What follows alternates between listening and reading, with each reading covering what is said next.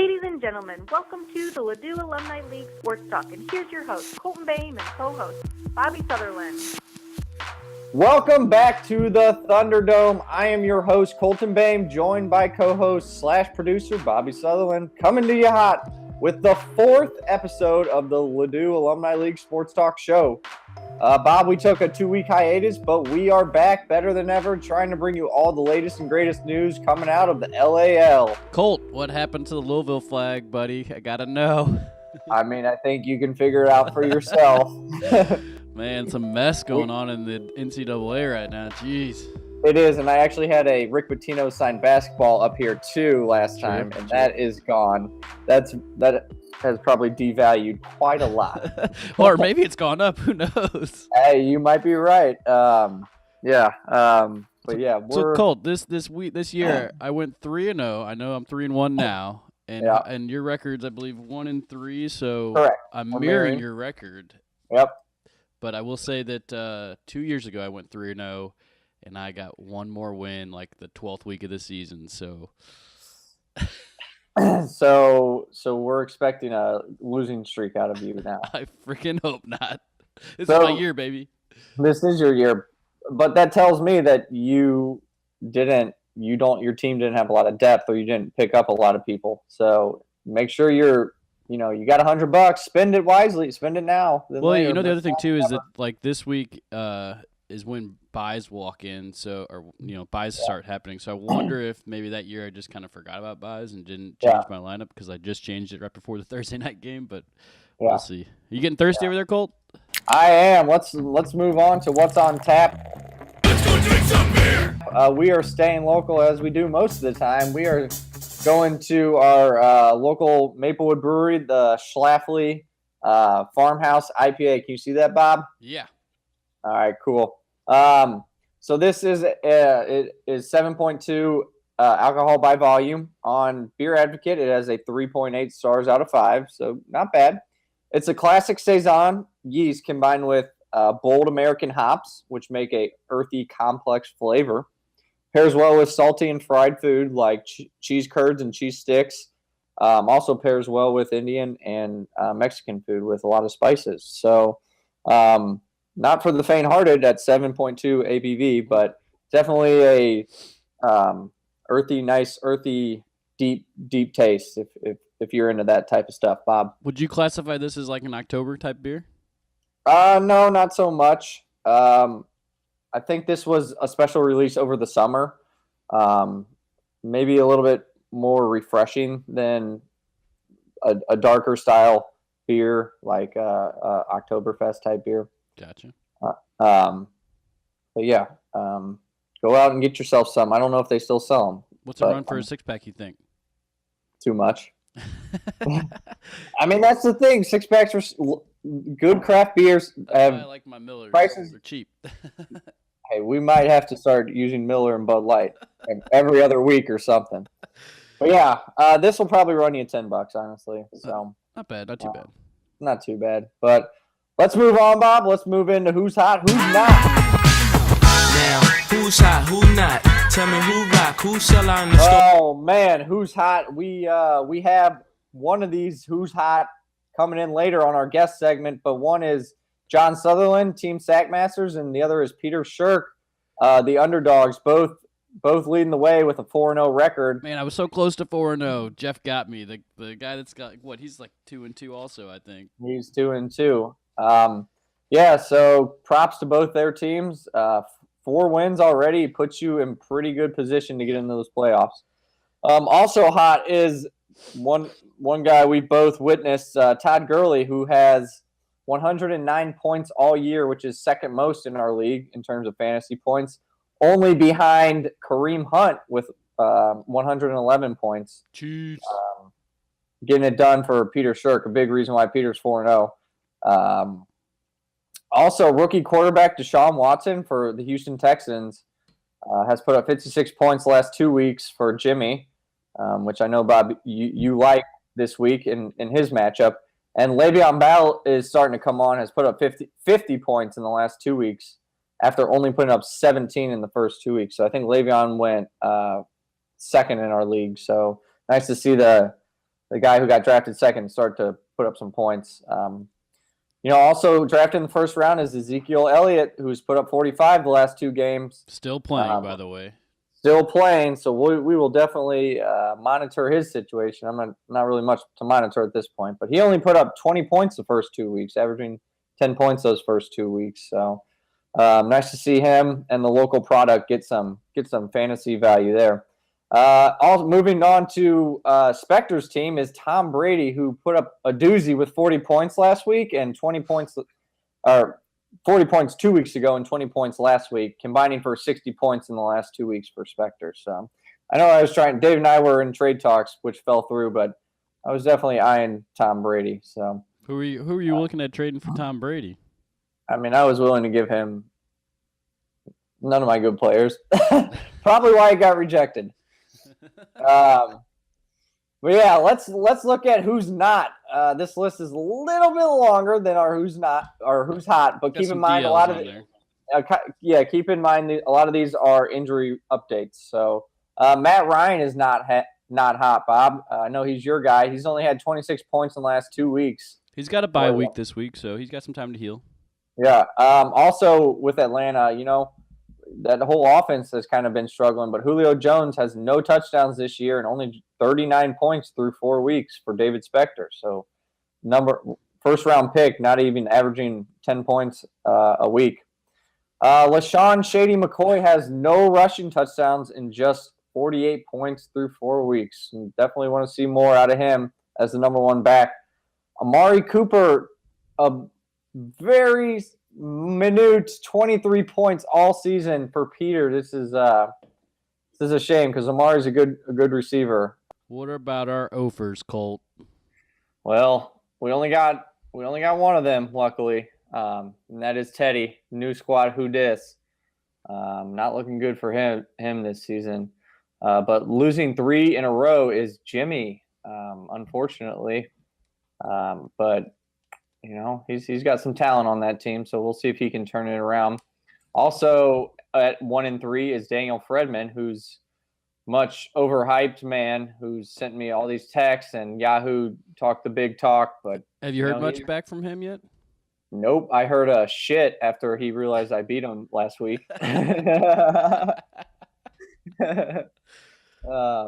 So, oh man, it feels so good to beat him. Honestly, I'm sure it does. He's like beat. I don't know how to explain it, but he's like beating Clayton in basketball or football. You know that feel? You know that feeling? Yeah. He's that guy in our league.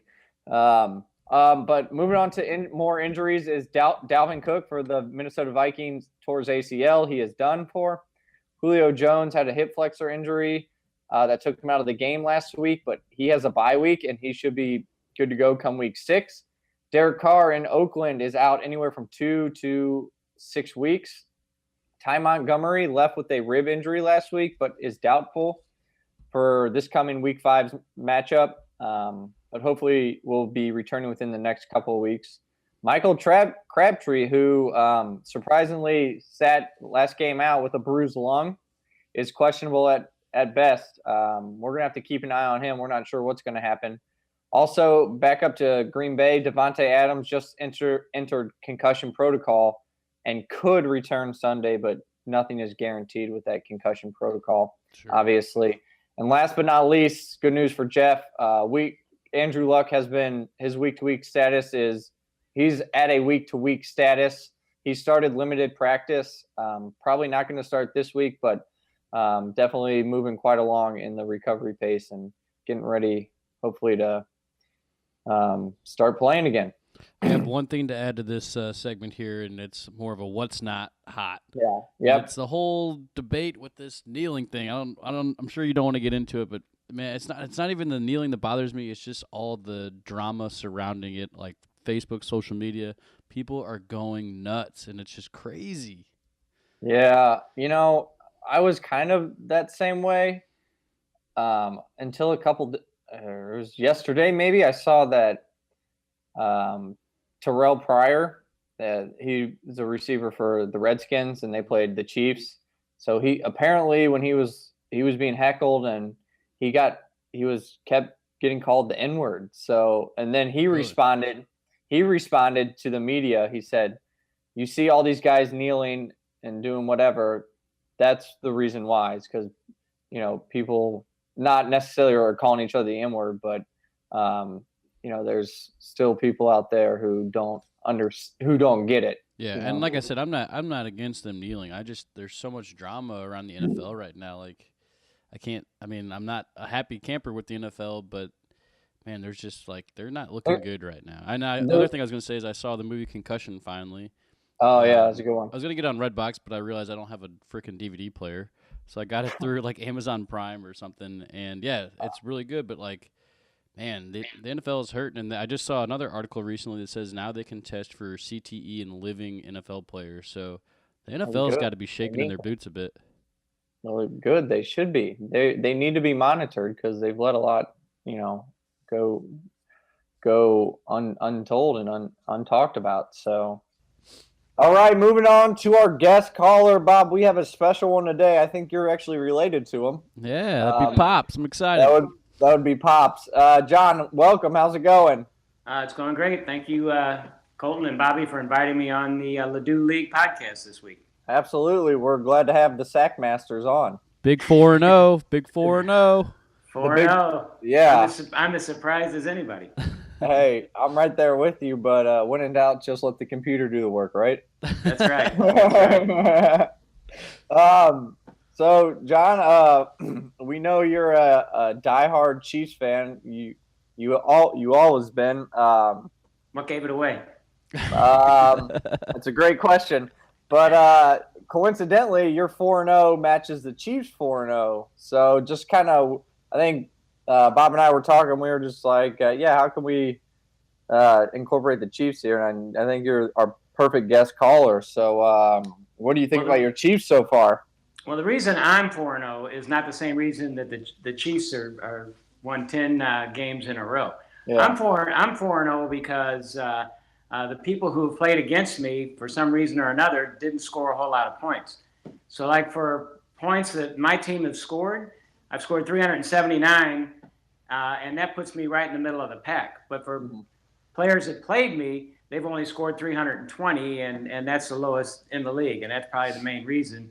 It's not so much my team is great. It's the teams that played me just had an off day when they played me. And what do you attribute the Chiefs 4-0 to? Andy Reid and the quarterback, Alex. I think they're doing real good. And they're on a 10-game winning streak right now. And I wrote down a couple things that I've noticed about the Chiefs' winning streak. Mm-hmm. It's the longest winning streak that Andy Reid in his 17-year history has ever had. So he's going really, really well. And when the Chiefs are playing in those 10 games where the streak is, they've scored like 28.1 points. Uh-huh. But the defense has only allowed 12.8 points. So it's a good combination. Also in those 10 games, the Chiefs have only had a total of 7 turnovers. So that tells you a lot right there. Sounds like a lot like our old Rams, don't you think? Yeah. Alex Smith's had a 67% completion and 100.7 passing rating. So everything's just clicking for the Chiefs right now. Yeah. And this 10-game winning streak is they're seeing if they can carry it on to 11 now. So, and the crazy thing is that the Chiefs have not lost a regular season game, since the Kansas City Royals won the World Series. Wow. That's pretty impressive. That's a good point. What about our boy Tyreek Hill? Tyreek Hill, again, I didn't draw any of my players because I was in an area that didn't have internet, so all my team was automatic pick. So Tyreek Hill, I got him, and then also I got the Chiefs defense. So I've been racking some good points on the Chiefs defense, especially after the Monday night game. So does that mean we're expecting a 10-game winning streak out of you? I doubt that. The game I have next week, who am I playing? But they have 5 guys on a bye week. So, bye weeks are starting to kick in. Yeah. And he's got 5 players on a bye. I've got 2. But Daniel Fredman. Yeah, I talked to him today. He goes, all my players are on bye. But, John, you were telling me about how all the people you're playing aren't putting up a lot of points. So defense wins fantasy games, right?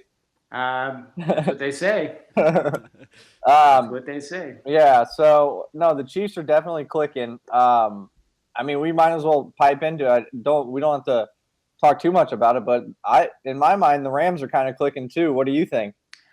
Yeah, I mean, I don't want them to do well, but they seem to be doing well. And Gurley seems to be the man. He's finally, what they thought he was, and the quarterback, he's what they thought he was. So yeah, they're starting to click too. Are you glad you got to see Todd Gurley, or more disappointed you got to see him? And now I had mixed emotions. Oh, you mean that I saw him in St. Louis? Yeah. Yeah, I was glad to see him. He's a good player. He's going to do well. Hey, Colt, how's that cereal taste? All right, dude. I'm so hungry. It's so good. Yeah. On a side note, I know you're a beloved fan.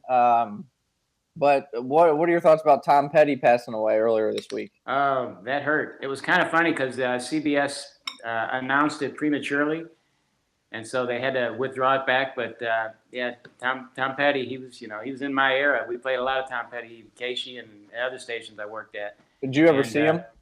I never did see him. But the one time I liked him the most was probably when he was with the Traveling Wilburys. Okay. And that's the super group that had George Harrison, Bob Dylan, just a great group. And he said, and even Tom Petty said he was humbled by, all the guys that he was with there. Yeah, Jeff Lynne. What about Tom Petty going down with heart problems, and he was with Tom Petty and the Heartbreakers? That's kind of a coincidence. They said it was heart problems, but now there's also reports coming out that they're doing another autopsy. They think there may be something else, but. He lived to be 66, and in rock and roll years, that's about 120. So, yeah, he's lived a good life. Put out a lot of good albums. Damn the Torpedoes, a lot of great hits on that album, and just a good guy. Yeah, good guy. It's just so weird because he was just in St. Louis last year. Right, and he just finished his last concert on that tour last Sunday. Yeah. So, less than a week, and after a big tour, and checks out. Well, we know you're pressed for time today, but we appreciate you making some time to hang out with us on the podcast. I know you got to get going to Ronnie's, but go Chiefs! Thanks for chiming me in. Go Chiefs! Yeah. See you guys later. See you, John. Thanks. All right. Bye-bye. Bye.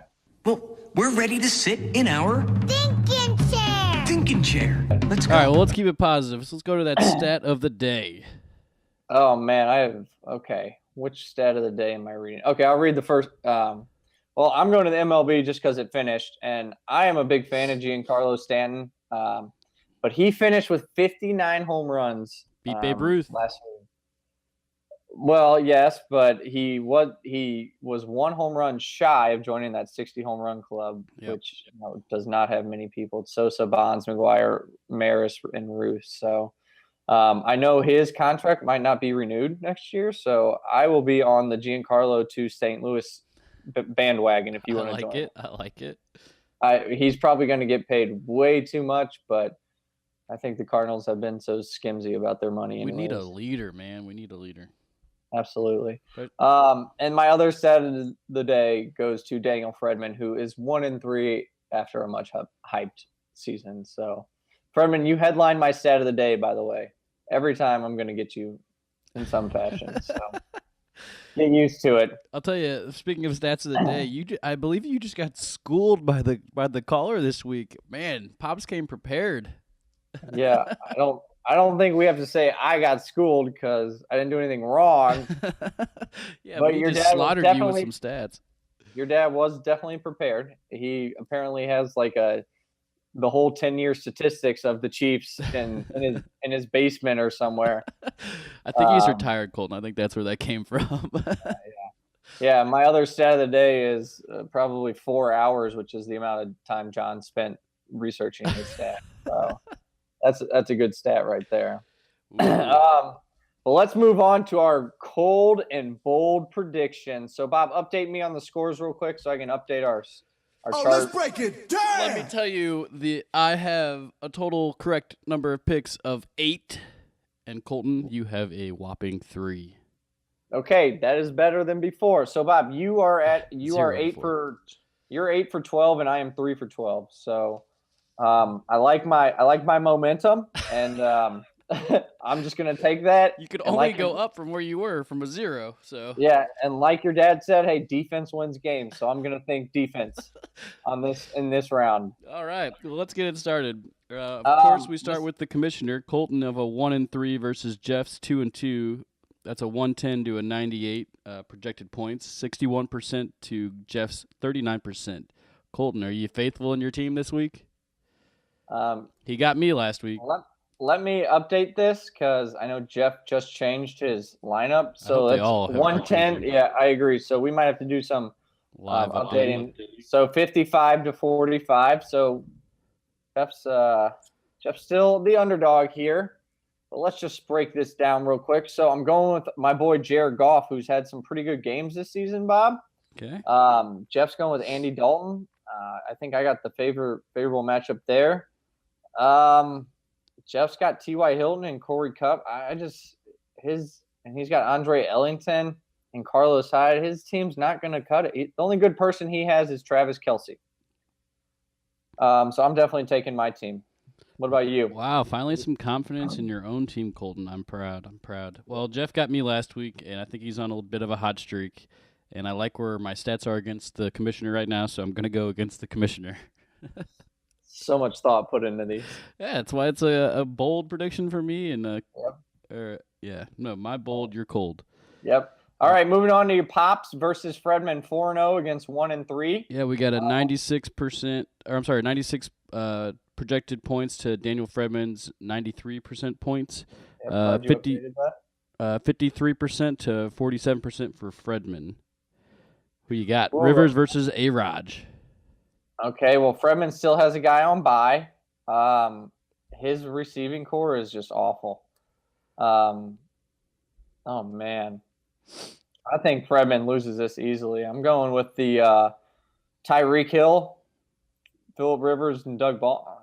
His team's not even that good either, but I Frank think Gore. your dad will do just enough to confidently beat Fredman. What about you?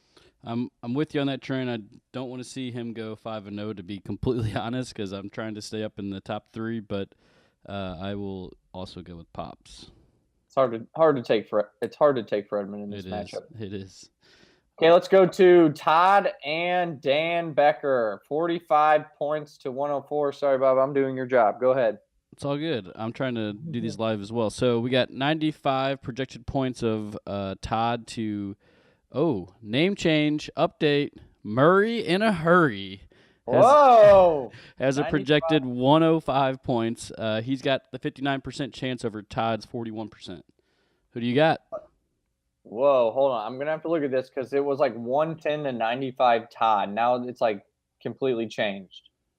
So He's got Russell Wilson for Todd versus C. Wentz and for Philly. Is he a rookie? I believe he's a rookie or second year. He was a rookie last year. Okay, so second year quarterback. Second year.